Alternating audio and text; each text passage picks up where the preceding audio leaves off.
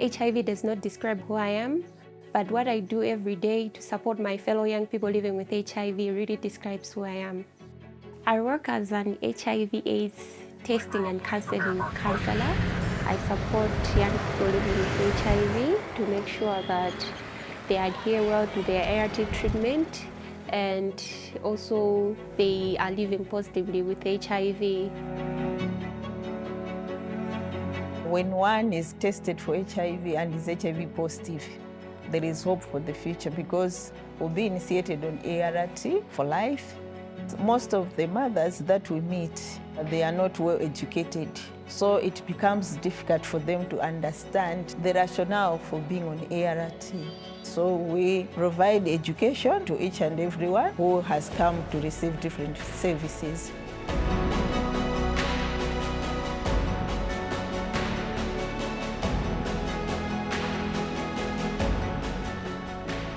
Malawi has made a lot of progress since we had the epidemic in the late 80s and early 90s. We were having a prevalence of more than 15%, but now the prevalence is at 10%. We were seeing 75,000 new infections then in the early 2000s. Now the new infections have been reduced to 19,000. The life expectancy has improved. We used to have 45 as the life expectancy. Now we are at 63. There have been a lot of improvements in terms of how people access antiretroviral drugs, which are procured through the Global Fund. Ineyo ndinayizetsa mu chaka cha 2000. Tinayizetsa mwa ARV kulibe. Pamene panopa ndi test and treat.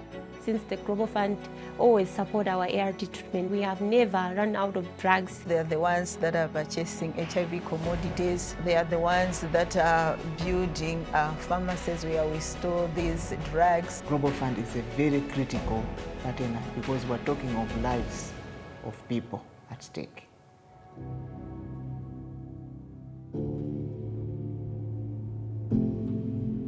But when you dissect the populations, you find that there are some subpopulations where new infections are still very high. Example, adolescent girls and young women, and key populations.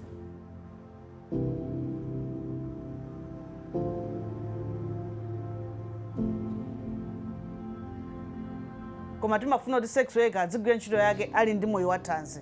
Ndiye timapatsa ma services amene aja amayezetsa HIV, STI, kafuna family planning.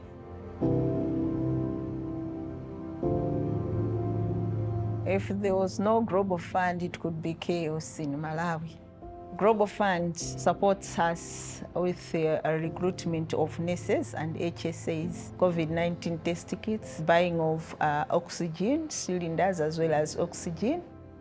If there was no Global Fund in Malawi, I feel like a lot of people would have died of AIDS-related illnesses. My hope for the future is to see an HIV-free generation in Malawi. And we can only achieve that if we have continued donor support.